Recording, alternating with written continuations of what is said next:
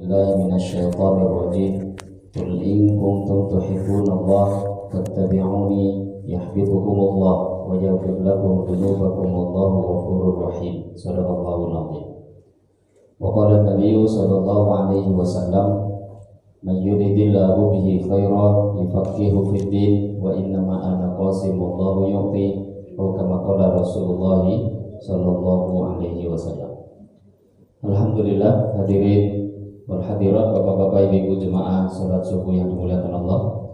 Pertama dan terutama sekali, mari kita bersyukur pada Allah dengan mengucapkan alhamdulillahirabbil alamin.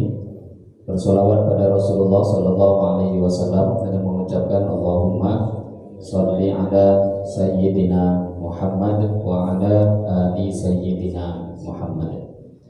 Yang saya hormati Bapak Ketua Pengurus yang hadir pada pagi hari ini, yang saya hormati para alim ulama, tokoh masyarakat, cerdik pandai yang hadir dalam majelis yang mulia ini, yang saya hormati bapak-bapak, ibu-ibu, hadirin wal hadirat yang tak dapat disebutkan namanya satu persatu, yang insya Allah kita yang hadir semua mendapatkan rahmat daripada Allah Subhanahu wa Ta'ala. Amin ya rabbal alamin.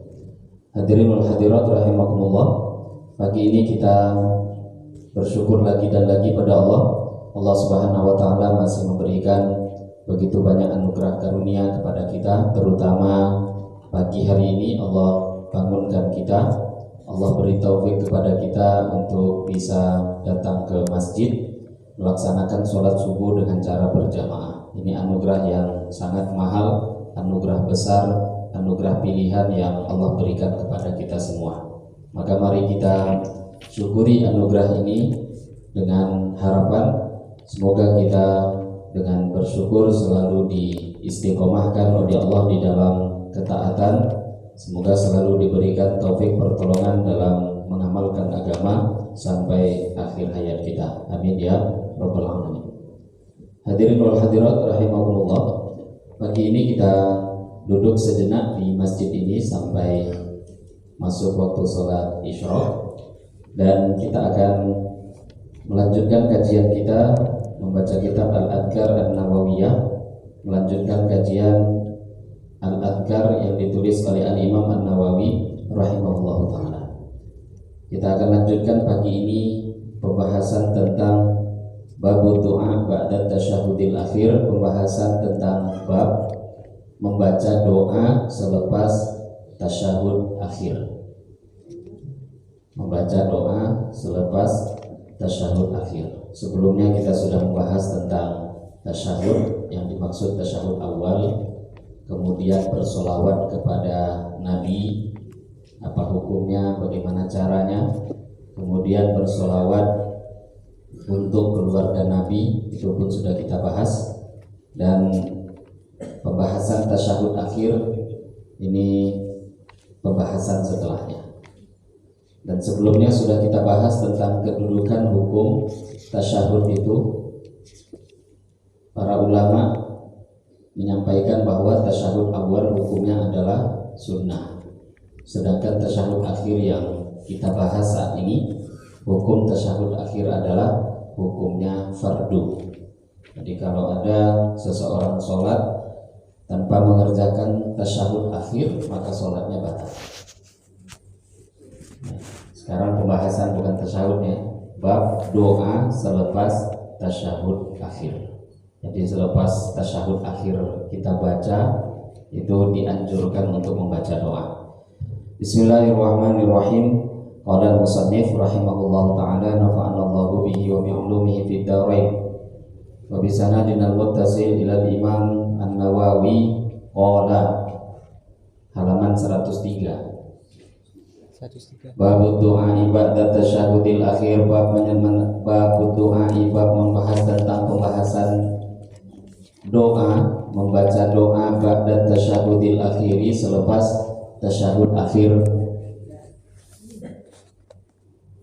Yang alam ketahuilah anna doa, sesungguhnya doa ba'da tasyahudil akhir, selepas tasyahud akhir, masyru'un, hukumnya disyariatkan bila khilafin, tanpa ada ikhtilaf, perbedaan pendapat di kalangan para alim ulama. Semua ulama sepakat doa selepas tasyahud akhir itu hukumnya sunnah. Rawaina, kami telah meriwayatkan fi sahihil Bukhari wa Muslim, dalam dua kitab sahih yaitu Bukhari Muslim, an Abdullah bin Mas'udin, daripada sahabat Abdullah bin Mas'ud radhiyallahu anhu, anna nabiyya, sesungguhnya Nabi sallallahu alaihi wasallam, allamahum, Nabi telah mengajarkan para sahabat at-tasyahhuda, bacaan tasyahud. Tsumma qala, kemudian Nabi bersabda fi akhirih, di akhir hadis selepas tasyahud, tsumma yatakhayyara, kemudian hendaklah seseorang memilih ba'du, selepas membaca tasyahud dia memilih minat du'ai, daripada doa. Selepas baca tasyahud silahkan dia pilih doa apapun. Wa fi riwayatil Bukhari, dan dalam satu riwayat Imam Bukhari, tsumma yatakhayyara minad du'ai a'jabahu ilaihi fayad'u.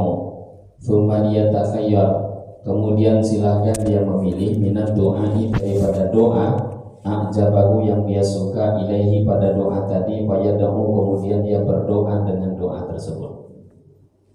Wa fi riwayatin li Muslimin, dan dalam beberapa riwayat dalam Sahih Muslim, tsumma yatakhayyar, kemudian hendaklah dia memilih minal mas'alati, daripada permintaan doa, ma, apapun sya'a, yang dia mau. Wa'lam, ketahuilah, anna hadza du'a, sesungguhnya doa ini mustahabun, doa selepas tasyahud mustahabun, disunnahkan, laisa biwajib, hukumnya bukanlah wajib. Wa yustahabbu, dan disunnahkan, tatwiluhu, memanjangkan doa, illa ayyakuna, kecuali adanya seseorang imaman, sebagai imam. Walahu, dan bagi dia ayyad'uwa, disunahkan berdoa, walahu, bagi dia ayyad'uwa, diperbolehkan berdoa, bima sya'a, bima, dengan apapun, sya'a, yang dia mau, min umuril akhirati, baik urusan akhirat, wa dunia, ataupun urusan dunia. Walahu, bagi dia juga boleh ayyad'uwa, berdoa, bid'awatil ma'thurah, dengan menggunakan doa-doa ma'thurah, doa yang diajarkan Nabi ataupun dalam Quran. Walahu, bagi dia juga ayyad'uwa, boleh berdoa, bid'awatin, dengan doa-doa yahtari'uha, yang dia buat sendiri. Dengan doa ma'thur boleh, mau buat doa yang dengan lafaz dia sendiri juga boleh.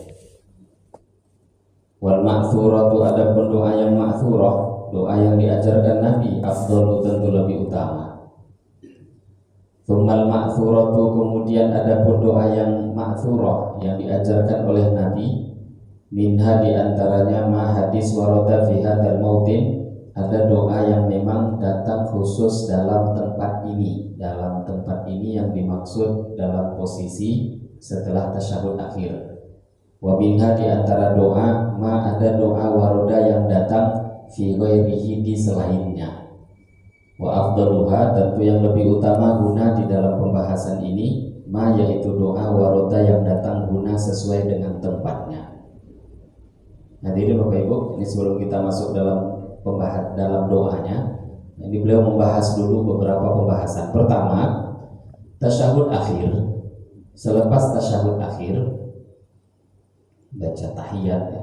Kalau bahasa kita tahiyat akhir, tahiyat awal, atau tasyahud akhir, tasyahud awal. Nah, selepas itu ada satu anjuran syariat yang dianjurkan untuk kita, yaitu sunnah untuk kita membaca doa selepasnya.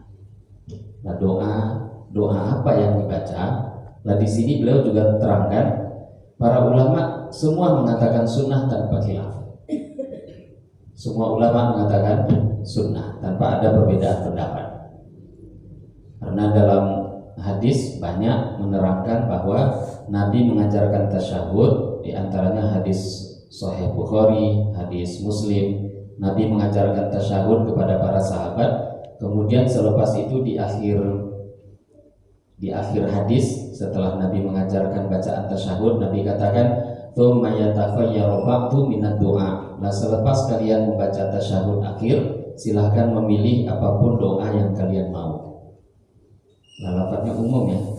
Silahkan membaca doa yang kalian mau. Riwayat Imam Bukhari tadi, "Tsumma liyatakhayyaru minad du'a a'jabahu ilaihi fayad'u." Silahkan dia memilih doa yang dia suka, kemudian dia berdoa dengan doa itu. Dalam riwayat Muslim, "Tsumma la liyatakhayyar minal mas'alati ma syaa." Nah, selepas baca tasyahud akhir, silahkan dia memilih doa apapun yang dia suka. Nah, di sini lafaz jelas secara umumnya sudah nampak bahwa Nabi melonggarkan dalam bab doa itu. Maka Imam Nawawi menyampaikan, ketahuilah hukum doa tasyahud selepas tasyahud akhir, hukumnya adalah mustahab, disunnahkan, bukan wajib. Jadi kalau ada orang nggak doa langsung salam selepas baca tasyahud akhir, ya sholatnya sah. Tapi tadi ya dia meninggalkan sunnah. Keutamaan, fadilahnya tentu dia tak dapatkan. Kemudian sunnah juga membaca doa tasyahud akhir itu, doa selepas tasyahud akhir itu sunnah wa yustahabbu tatwiluhu, sunnah panjang. Panjang kalau tidak jadi imam. Kalau jadi imam jangan panjang-panjang.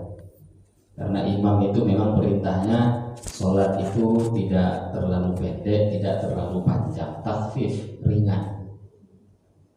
Ya kalau imamnya panjang kan sholatnya sah, tapi ini enggak sunnah.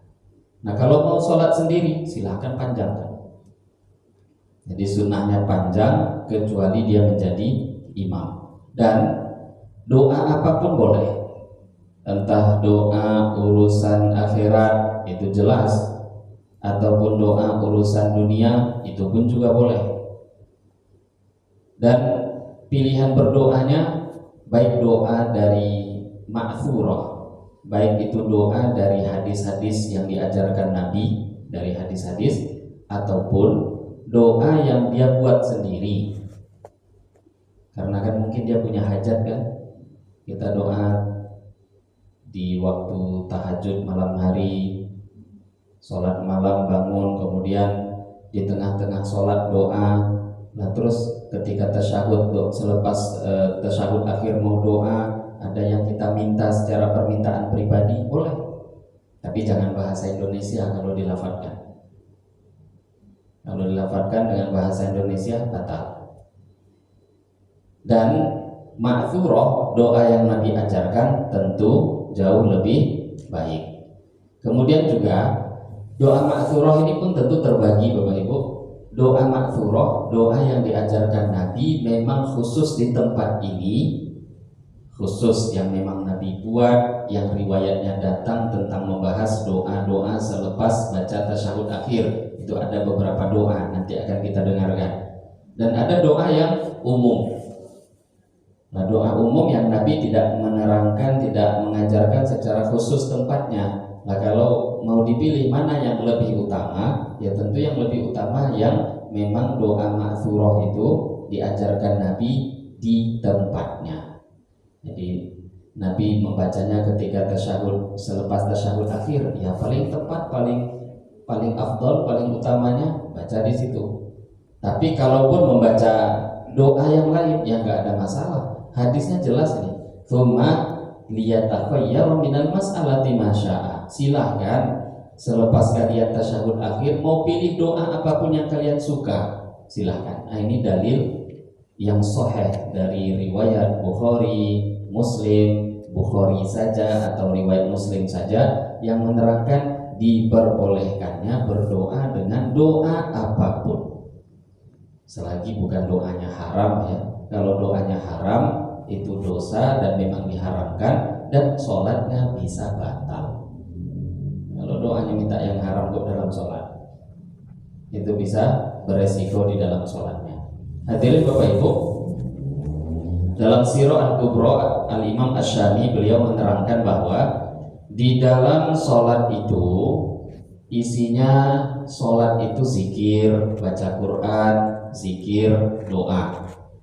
Jadi sholat itu isinya baca Quran, zikir, doa. Dan ini nggak bisa di asal-asal suka-sukanya kita, enggak. Tempatnya baca Quran ada khusus. tempatnya zikir ada, tempatnya doa ada. Kalau kita pindah-pindahkan, maka sholatnya tak batal, tapi nanti bisa jadi jatuh kepada hukum makruh. Ruku, sujud itu tempat zikir dan doa. Kok baca Quran pada waktu ruku makruh? Itu bukan tempatnya. Nah ini kan baik tapi salah tempat. Nah pembahasan doa ini ketika kita sholat, para ulama mengatakan walhasil tempat doa ketika sholat itu ada di 8 posisi, ada 8 tempat. Yaitu yang pertama akibat takbiratul ihram. Pertama doa itu tempatnya adalah selepas takbiratul ihram. Ini namanya doa iftitah. Nah itu tempatnya doa ya. Cuma kita kan hanya terkadang lisan yang bergerak, hatinya belum. Maka kita perlu menata. Ini doa, lisan doa, hati juga ikut. Doa istiftah. Baca doa setelah takbiratul ihram, Allahu akbar, Allahu akbar kabira walhamdulillahi katsira sampai setelahnya. Ini kita bahas panjang lebar dengan beberapa lafaz-lafaz doa iftitah yang disunnahkan. Itu pun banyak. Mau pakai ini wajah tuh, Allahumma ba'id, semua sunnah. Pilih salah satu maka sudah mengamalkan sunnah. Ini tempat yang pertama disunahkan doa. Kemudian diantaranya lagi wa idza marra bi ayati rahmatin aw adzabin, ketika di tengah-tengah qiraah Al-Qur'an, baik dia jadi imam, baik dia jadi makmum, maka nanti di tengah-tengah sholat itu kalau dia jadi imam ataupun makmum ataupun sholat sendiri, ketika melewati ayat-ayat rahmat atau melewati ayat azab, di situ tempat posisi doa sunnah. Kalau baca ayat rahmat, nerangkan surga, kenikmatan yang Allah berikan, maka doa, ya Allah berikan aku rahmat Engkau. Tapi bahasa Arab. Kalau melewati ayat yang menerangkan tentang neraka, minta perlindungan dari neraka. Itu hadisnya jelas, sahih.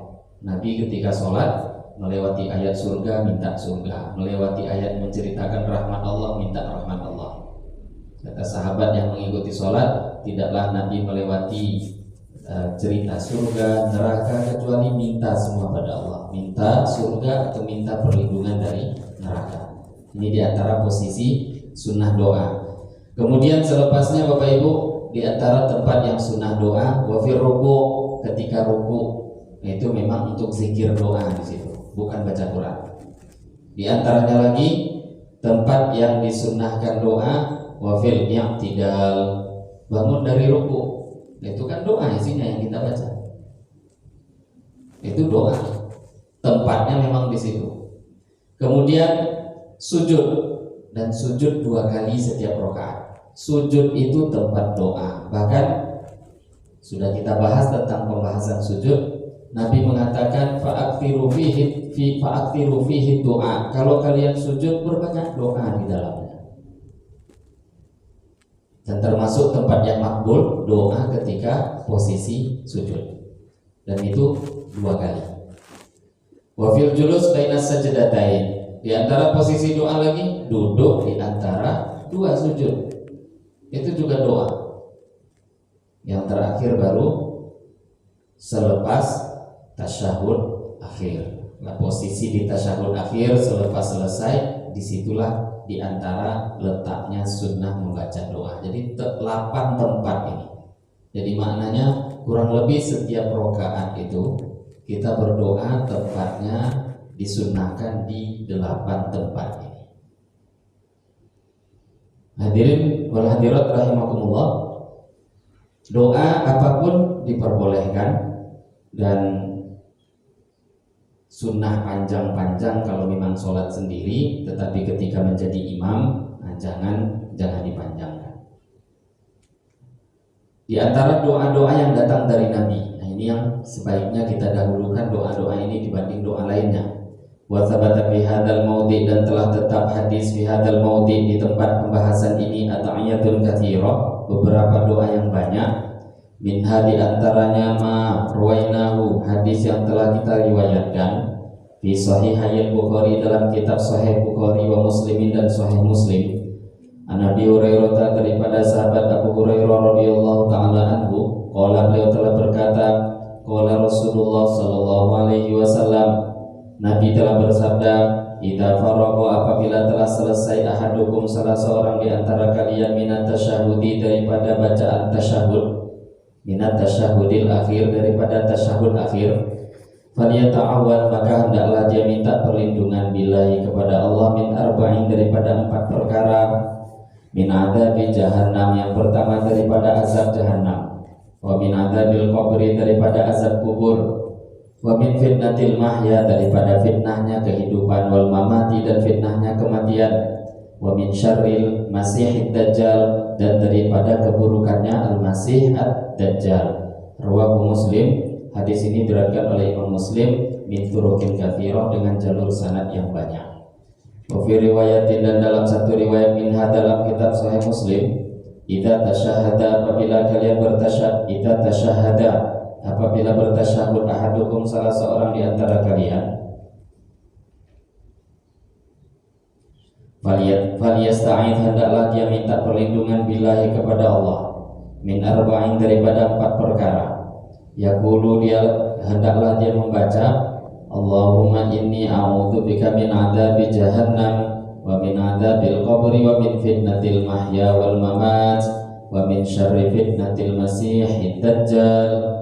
Allahumma, ya Allah, ini sesungguhnya aku minta perlindungan bika, pada engkau, min adzabi jahannam, daripada azabnya jahannam, wa min adzabil qabri, daripada azabnya kubur, wa min fitnatil mahya wal mamat, dari fitnahnya kehidupan dan fitnahnya kematian, wa min syarri fitnatil masiihid dajjal, dan daripada keburukan fitnah dajjal. Warwaina, kami juga meriwayatkan di Sahihayil Bukhari wa Muslim, dalam kitab Sahih Bukhari Muslim, an Aisyah, daripada Sayyidah Aisyah radhiyallahu anha, anna Nabiya, sesungguhnya Nabi sallallahu alaihi wasallam, karena adanya Nabi yad'u, beliau berdoa, fi sholati, di dalam sholat, Allahumma inni a'udzubika min adzabil qabri, wa a'udzubika min fitnatil masiihid dajjal, wa a'udzubika min fitnatil mahya wal mamat, Allahumma inni a'udzubika minal ma'tham wal maghram. Allahumma, ya Allah, ini sesungguhnya aku a'udzu, minta perlindungan bika, pada engkau, min adzabil qabri, daripada azab kubur, wa a'udzu, dan aku minta perlindungan bika, kepada engkau, min fitnatil masiihid dajjal, daripada fitnahnya al-masih ad-dajjal, wa a'udzu, dan aku minta perlindungan bika, pada engkau, min fitnatil mahya wal mamat, daripada fitnahnya kehidupan dan fitnahnya kematian. Allahumma, ya Allah, ini sesungguhnya aku a'udzu, minta perlindungan bika, pada engkau, minal ma'thami, daripada dosa, wal maghrami, dan daripada hutang. Nah, ini hadis ada 3 bentuk riwayat yang ditulis oleh Imam Nawawi diantaranya, tapi ini yang Sahih Bukhari Muslim. Nah, diantara doa yang perlu kita hafalkan, yang sangat penting kita amalkan doa ini. Nabi bersabda, kalau kalian sudah selesai baca tasyahud akhir, minta perlindunganlah pada Allah dari 4 perkara ini. Yang pertama, minta perlindunganlah daripada azab jahannam, kemudian azab kubur, fitnahnya kehidupan, fitnahnya kematian, dan daripada fitnahnya al-masih ad-dajjal. Nabi beritahu minta perlindungan dari 4 ini. Nah, hadis kedua, Nabi beri contoh cara membaca doanya. Tadi kan minta perlindungan dari 4, tapi cara bentuk doanya tidak diberitahu. Hadis yang kedua jelas, baca Allahumma inni a'udzubika min adzabi jahannam, wa min adzabil qabri, wa min fitnatil mahya wal mamat, wa min syarri fitnatil masiihid dajjal. Atau ada riwayat yang ketiga, ada sedikit perbedaan tapi ada keserupaan makna. Allahumma inni a'udzubika min adzabil qabri, wa a'udzubika min fitnatil masiihid dajjal, wa a'udzubika min fitnatil mahya wal mamat. Allahumma inni a'udzubika minal ma'thami wal maghrab. Ada tambahan di akhirnya, tapi ada sedikit takdim takhir. Dalam hadis ini fitnah Dajjal lebih didahulukan daripada fitnah mahya wal mamat. Tapi secara makna kan tidak salah. Tapi bagusnya kita hafalkan satu hadis yang doa yang sesuai dengan lafaz hadis. Walaupun mungkin kalau terbalik-balik tidak sampai batal loh itu sholatnya. Hadisnya kan banyak. Ada satu hadis mendahulukan adab kubur, ada satu hadis lebih mendahulukan adab jahanam. Nah, hafalkan satu. Ustadz, yang saya hafal begini. Nah, sesuaikan dengan hadis. Dia memang ada takdim takhir dalam beberapa riwayat. Nah, hadirin Bapak Ibu yang dimuliakan Allah, ini doa-doa yang luar biasa. Beberapa hal yang diajarkan oleh Nabi supaya kita minta perlindungan dalam sholat kita setiap hari. Setiap hari, sholat fardhuga ataupun sholat sunnah. 4 perkara ini jangan ditinggal, karena 4 ini kunci keselamatan hidup ini, entah hidup dunia sampai akhirat. Yang pertama, minta perlindungan daripada adab jahanam. Ini dalam hadis Sahih Bukhari Muslim. Ini yang lebih didahulukan. Susunan yang paling bagus itu adab jahanam. Kenapa adab jahanam lebih didahulukan dari adab kubur dalam hadis ini? Di antara hikmahnya, karena adab jahanam itu jauh lebih besar dan jauh lebih panjang daripada azab kubur. Azab kubur itu orang yang paling terakhir meninggal itu memang cukup panjang. Ada satu riwayat menerangkan 40.000 tahun. Tapi 40.000 tahun itu dibanding dengan jahanam, tidak ada batas akhirnya. Maka itu lebih didahulukan karena lebih besar azab itu daripada azab-azab lainnya. Nah, tapi dalam beberapa riwayat malah adab kubur didahulukan. Kenapa? Ya memang urutannya itu dulu. Dalam kehidupan kan kubur dulu baru neraka atau surga. Itu urutan dalam kehidupan. Mendahulukan jahanam karena dari segi besarnya. Dalam riwayat yang mendahulukan itu. Bapak Ibu yang dimuliakan Allah, Sayyidina Utsman bin Affan, beliau dalam satu riwayat berjalan dengan satu orang sahabat beliau bernama Kumail. Maka ketika beliau berjalan melewati kuburan, kata Kumail rahimahullah ta'ala, beliau menceritakan, maka Sayyidina Utsman ketika melewati kuburan itu menangis sampai jenggot beliau basah dengan air mata. Aku pun bertanya, wahai Amirul Mukminin, Tuhan kalau mendengarkan cerita surga neraka itu nggak sampai nangis, tapi kalau melewati kubur itu kok nangis? Maka kata Sayyidina Utsman radhiyallahu ta'ala beliau mengatakan, wahai Kumail, kubur adalah persinggahan akhirat yang pertama.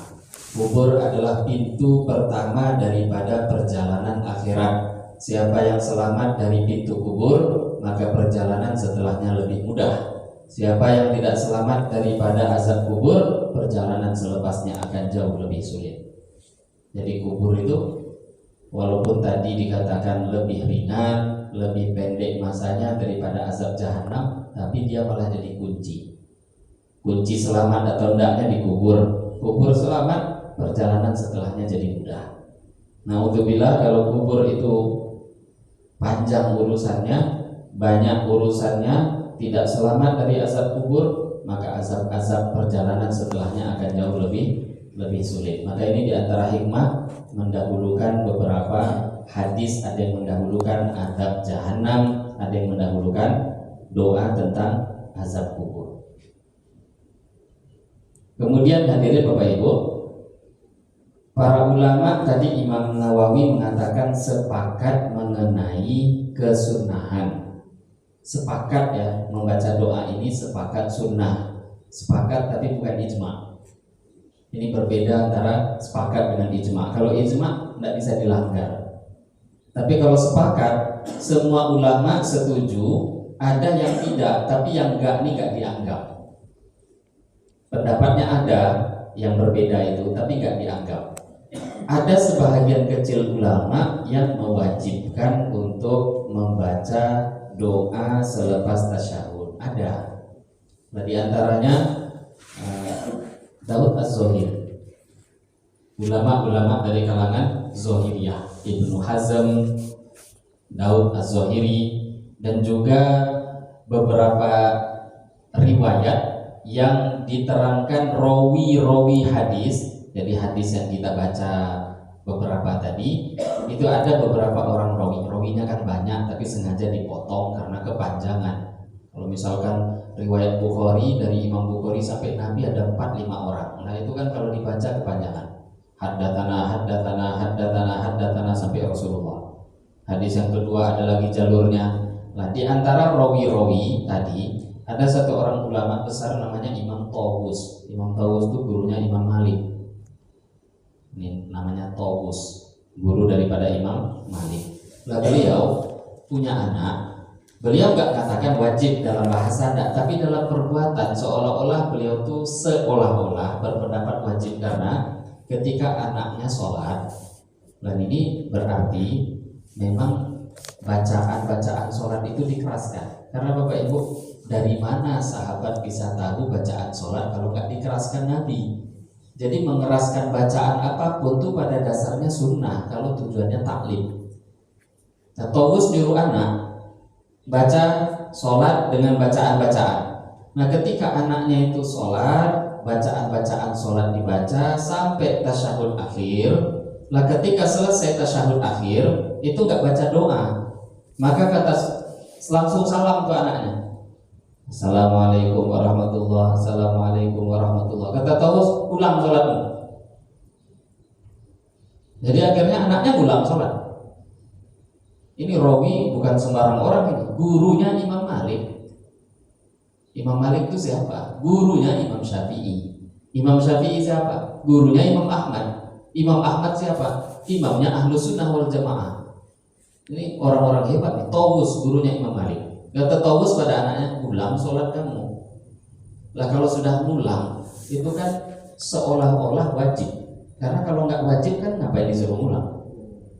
Nah, dari sini para ulama mengatakan seolah-olah, walaupun beliau tidak mengatakan wajib ya atau bagaimana, tapi dari segi perbuatan beliau itu seperti berpendapat bahwa doa selepas tasyahud akhir itu hukumnya wajib.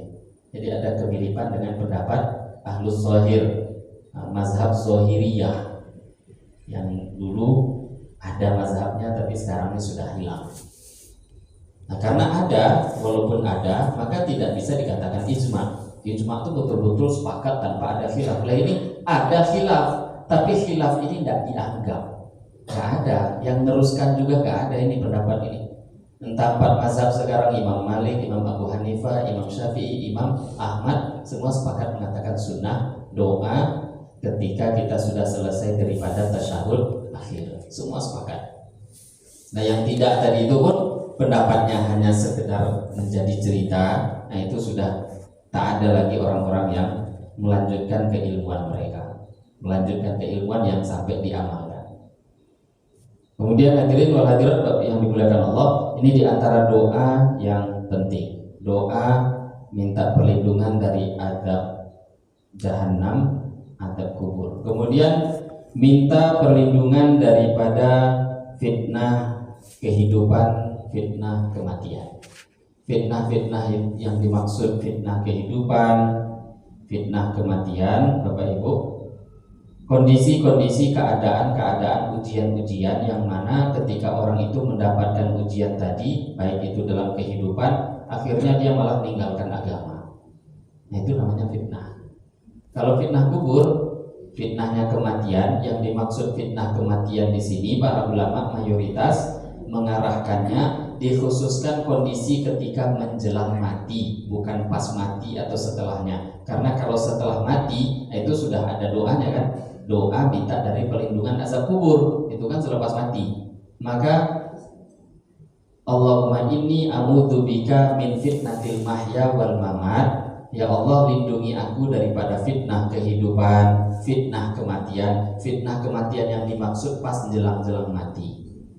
Menjelang mati diantaranya ujian yang terberat itu di penghujung umur, bisa dikatakan pas mati, itu adalah jaga iman kita. Itu ujian terberat. Dan itu sebagai kunci hasil terakhir penilaian kehidupan kita di dunia ini. Kalau di waktu itu kok dia beriman, dihitung iman. mati iman sudah dapat kunci tiket masuk surga.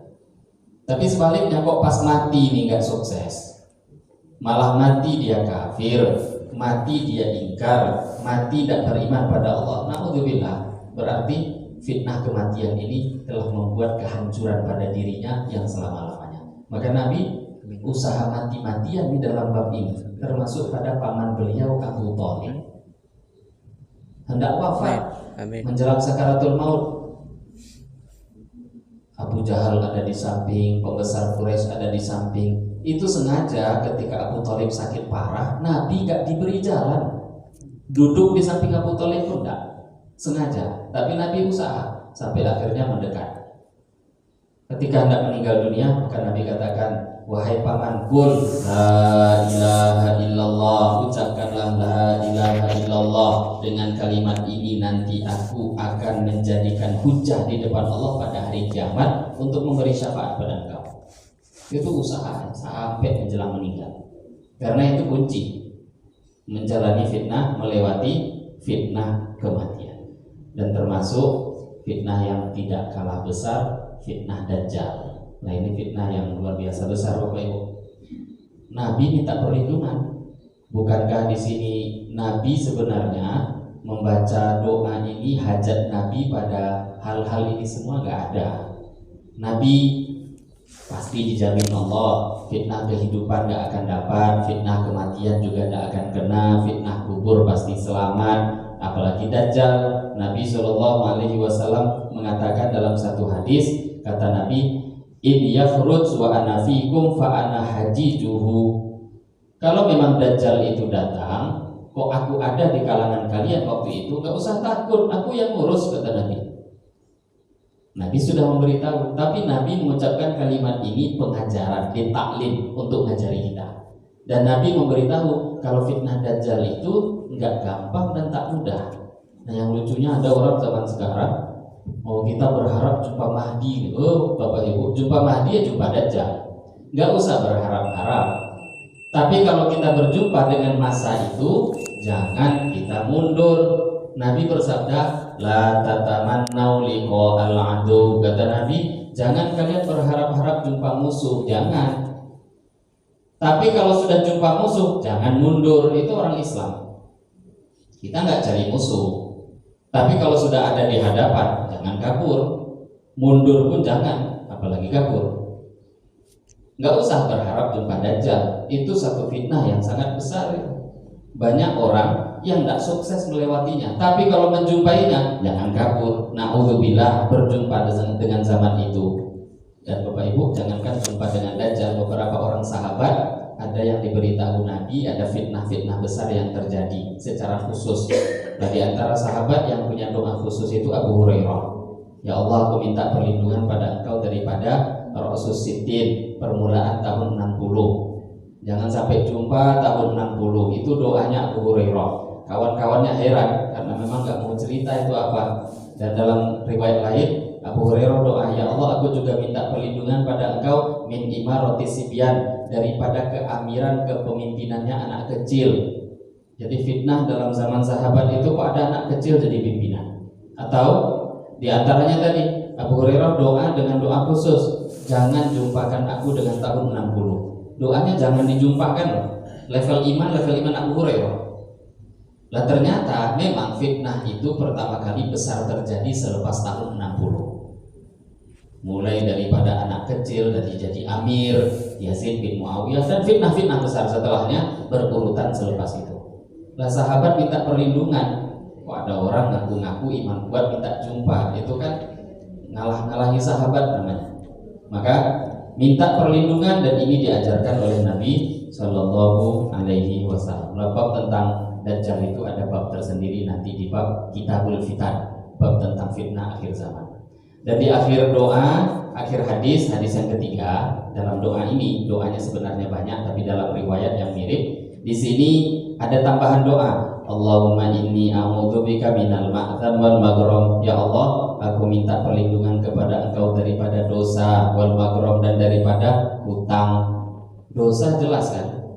Minta perlindungan dari dosa, apapun yang mengarahkan pada dosa, perbuatan dosa yang mendekatkan pada dosa, itu perlu kita minta perlindungan pada Allah. Tapi tentang hutang kok di sini Nabi minta perlindungan.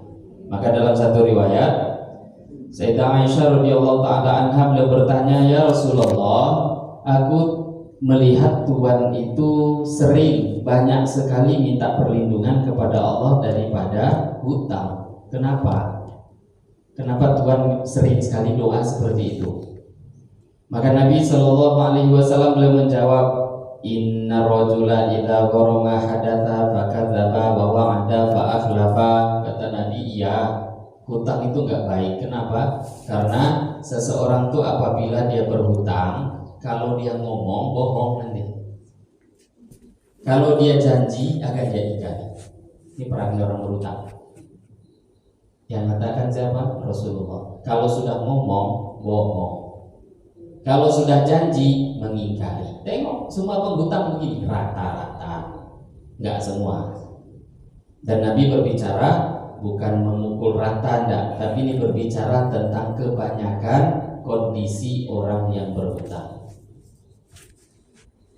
Bekola 2 hari lagi nggak ada riwayat. Lewatlah seminggu lagi sampailah sebulan. Kalau ngomong bohong aja semua pembicaraan. Maka Nabi meminta perlindungan daripada hutang. Kemudian kata Nabi, kalau sudah dia berbuat begitu, tentu dosa akan datang. Nah, jadi hutang itu mengarahkan kepada banyak hal yang buruk secara umum. Tapi Bapak Ibu, ini secara umum ya. Tapi kalau kita lihat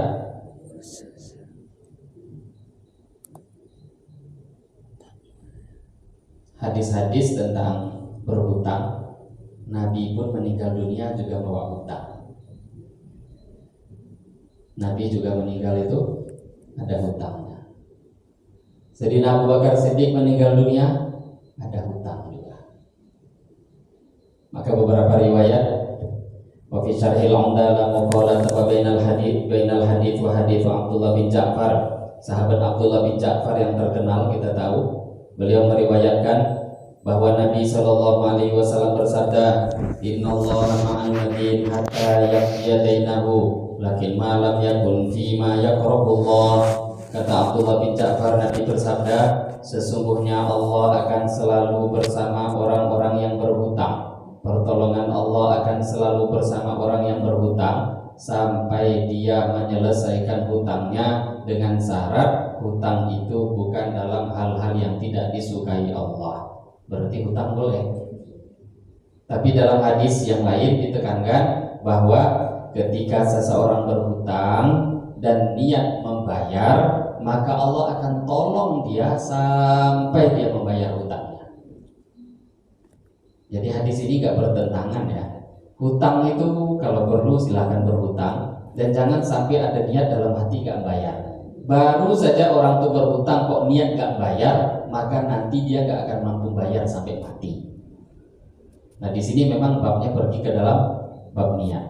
Bahkan dalam beberapa riwayat, ini di sini beberapa riwayat ditulis, hadis ini tidak bertentangan. Begitu juga ada beberapa riwayat, siapa yang berhutang kemudian dia meninggal dunia dan dia memang niat untuk membayar hutangnya, maka Allah Subhanahu wa Ta'ala akan membuat orang yang menghutanginya itu ridho, rela, sehingga mengikhlaskan hutangnya. Jadi hutang itu beresiko Bapak Ibu, ketika orang yang memiliki uang atau orang yang menghutangi itu tidak rela dan tidak ridho, itu masalah nanti di akhirat. Bahkan ada beberapa hadis Nabi SAW menyampaikan, ketika ada orang yang berhutang kok nggak bayar hutangnya, maka nanti hutang itu terus akan berlanjut sampai di akhirat, berlanjut di akhirat. Nah kalau memang nanti dia nggak bayar, maka nanti orang yang berhutang itu pahala kebaikannya akan diambil oleh orang yang menghutangi. Pahala kebaikannya diambil. Kalau tidak punya pahala kebaikan, dosa-dosa dari keburukan orang yang menghutangi malah ditimpakan pada dia. Nah, ini kasus-kasus ini terjadi kalau tidak diikhlaskan. Nah, dalam beberapa riwayat, orang yang berhutang, niat membayar hutang, usaha membayar hutang, terus meninggal dunia belum sempat, Allah akan buat orang yang menghutanginya itu mengikhlaskan hutangnya. Tapi ini urusan Allah. Ahli waris usahalah. Karena beberapa riwayat tadi, beberapa sahabat pun meninggal dunia, akhirnya mereka pun juga ada hutang tapi langsung dibayarkan. Dan di sini bukan berarti hutang itu terlarang, tapi umumnya orang tidak pandai dalam urusan hutang, sehingga Nabi pun mengajarkan kita. Dan ini masuk dalam doa sunnah itu. Doa sunnah di akhir doa setelah tasyahud, ya Allah, aku minta perlindungan kepada Engkau daripada hutang. Ya, jadi hutang yang terlarang itu hutang yang kira-kira seseorang kalau berhutang tidak mampu bayar, dan itu kita bisa ngukur. Jadi sebelum hutang tuh ngukur lah, oh ini perlu dan mampu, oh ya silahkan. Tapi kalau diukur-ukur tidak mampu, itu termasuk doa yang Nabi minta perlindungan daripada hutang yang seperti itu. Nabi Shallallahu Alaihi Wasallam, beliau ketika wafat, qatu fi Rasulullah Shallallahu Alaihi Wasallam wa dir'uhu marhunatun inda Yahudi. Nabi wafat, itu baju perang beliau, baju besi beliau itu sedang tergadai di tangannya seorang Yahudi. Tergadai itu kan ada utang. Jadi Nabi wafat pun baju besinya tergadai, tapi langsung diselesaikan. Kemudian di antara Istadana Umar wa huwa khalifah wa qala lamma tu'ina unzuru kam alayya minad-dain. Sayyidina Umar bin Al-Khattab ketika beliau ditusuk itu setelah selesai sholat subuh mau dibunuh, maka beliau kondisi sakit parah hendak meninggal dunia, maka beliau pun dapat firasat ini umur gak panjang, maka beliau panggil beberapa orang, tengok hutang saya ada berapa. Fahasabuhu fawajaduhu thamanina alfan. Dihitung-hitung ternyata hutang beliau itu 80.000 dinar. Itu berapa juta itu. Jadi hutang-hutangnya di antara sahabat ada, tapi bukan berarti di sini melonggarkan hutang tadi, tidak. Ada beberapa kondisi keadaan yang hadis itu tentu bukanlah bertentangan satu sama lain, tergantung kondisinya. Ya kalau memang niatnya baik, perkaranya baik, hutangnya karena hal yang baik memang diperlukan.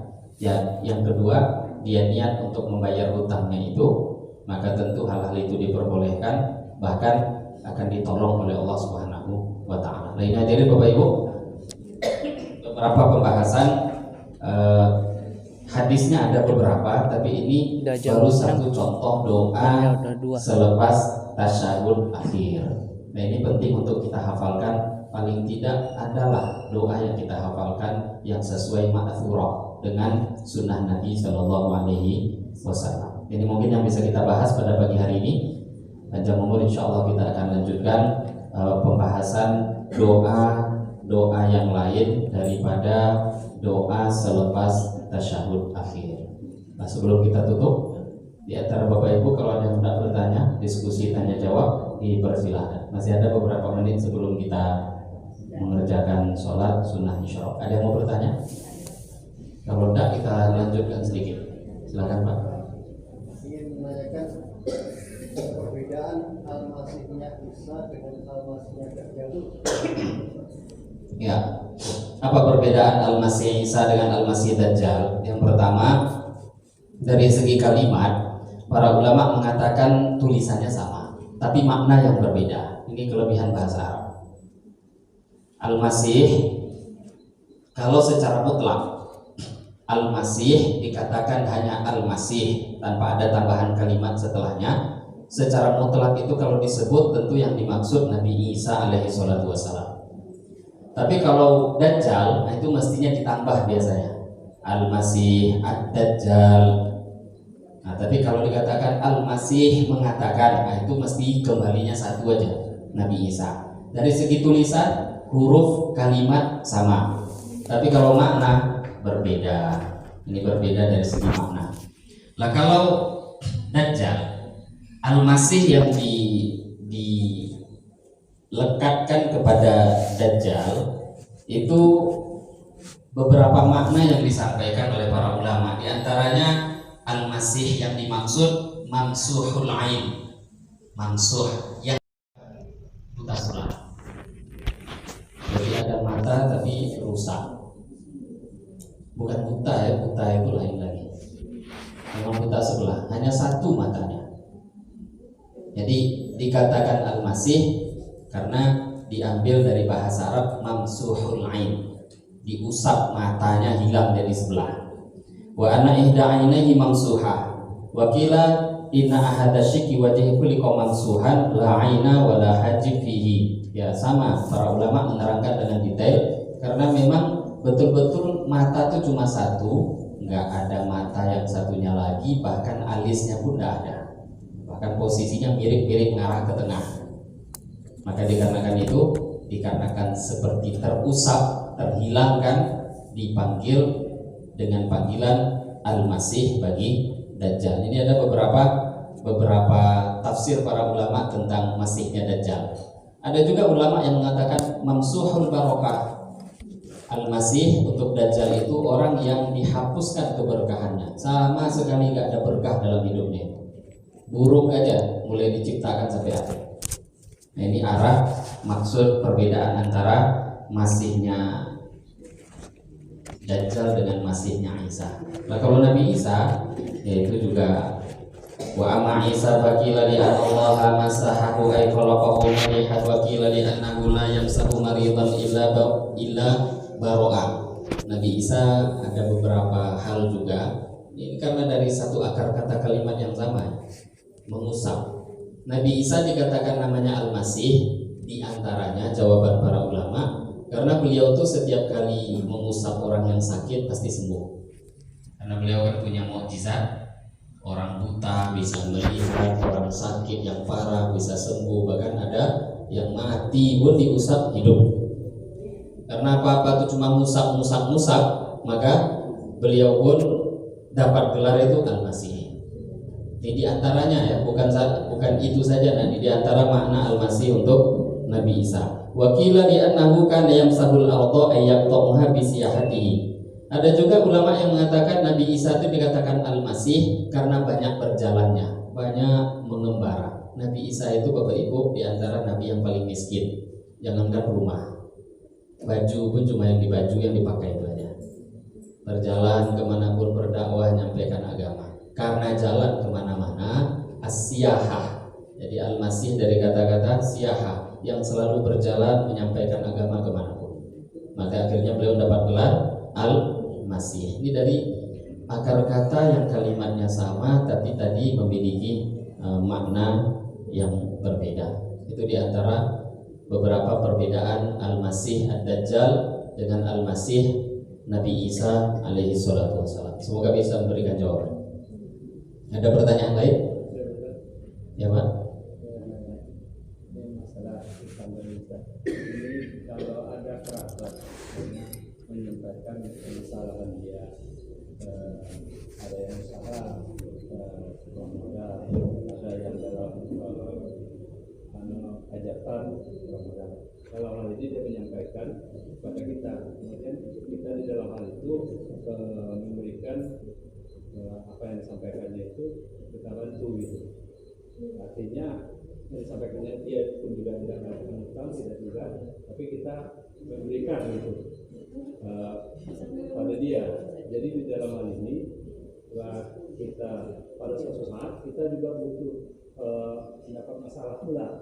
Nah, kita ingin pula menyampaikan pada dia dan supaya setidak-tidaknya apa yang telah kita berikan dulu pada dia itu dapat dikembalikan gitu, untuk membantu kita. Apakah yang kita berikan dulu itu tuh merupakan hutang atau kita menyampaikan kepada dia itu kita menaiki hutang gitu?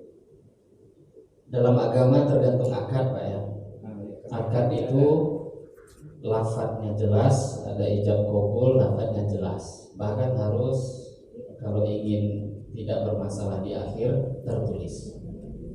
Ya ayyuhalladzina amanu idza tadayantum bidainin ila ajalin musamman faktubu. Ayat paling panjang dalam Al-Qur'an, yang paling panjang panjang tuh Pak.